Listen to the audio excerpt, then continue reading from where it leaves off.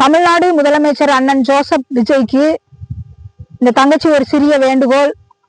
அதை நம்ம தமிழ்நாடு அரசு அதை முன்னெடுத்து வைக்க முடியுமா அப்படிங்கிறத உங்க கவனத்துக்கு எடுத்துட்டு போய் அதை செய்ய முடியுமான்னு பாருங்கண்ணா. அதாவது இப்ப டிஎன்பிசி எக்ஸாம் எழுதித்தான் வேலைக்கு போகணும் அப்படிங்கிற நிலைமை கடந்த 5-6 வருஷமா வந்துருச்சு. அதுக்கு முன்னாடி 5-6 வருஷத்துக்கு முன்னாடியே இருக்குன்னு நினைக்கிறேன். அதுக்கு முன்னாடி படிச்சவங்கெல்லாம் கலைஞர் ஆட்சியில எம்ப்ளாய்மெண்ட் அடிப்படையில சீனியர் அடிப்படையில போட்டுக்கிட்டு வந்தாங்க. அது மாதிரியே மீண்டும் தமிழ்நாட்டுல வரணும்னு நாங்க விரும்புறோம். ஏண்டா நாங்க எக்ஸாம் எழுதுற வயசை தாண்டி நிக்கிறவங்க நிறைய பேரு நம்ம தமிழ்நாட்டுல இருக்கிறாங்க. அவங்க எல்லாம் எக்ஸாம் எழுத முடியாது.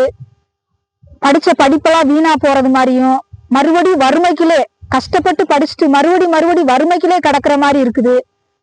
எங்களுக்கும் ஒரு விடிவு காலம் வேணும்னா தயவு செய்து உங்க ஆட்சியில இதை பரிசீலனை பண்ண முடியுமான்னு பாருங்க. எம்ப்ளாய்மெண்ட்ல சீனியர் அடிப்படையில சில வேக்கண்டுகளை நிரப்புங்க. இந்த டிஎன்பிசில இருந்து போடும்போது எங்களுக்கு என்ன ஒரு கஷ்டம்னா, படிச்சுட்டு ஃப்ரெஷ்ஷா வர்றவங்க டிஎன்பிசி எழுதி பாஸ் பண்ணிட்டு வேலைக்கு போயிடுறாங்க. நாங்க எவ்வளவுதான் படிச்சாலும் திரும்ப வயசு அதை விட்டு தாண்டி போனதுனால எங்களால எக்ஸாம் எழுத முடியல. திரும்ப அரசு வேலைன்றதையே நாங்க நினைச்சு பார்க்கவும் முடியல. ரொம்ப பொருளாதாரத்துல பின்தங்கி இருக்கிற எங்களை மாதிரி ஒரு ஏழை எளிய நடுத்தர குடும்பத்துல இருக்கிறவங்க ஒரு பெருசா ஒரு தொழில் செஞ்சு எங்களால ஒரு பெரிய முன்னேற்றத்தை பார்க்க முடியல.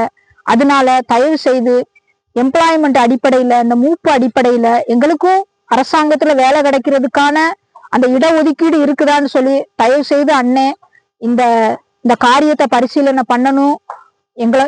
என்னுடைய ஆசை மட்டும் என்னுடைய நோக்கம் மட்டும் இல்ல, என்னைய மாதிரி நிறைய பேரு இந்த தமிழ்நாட்டுல நிறைய படிச்சவங்க மனசுல இருக்கிற ஒரு கேள்வி இது.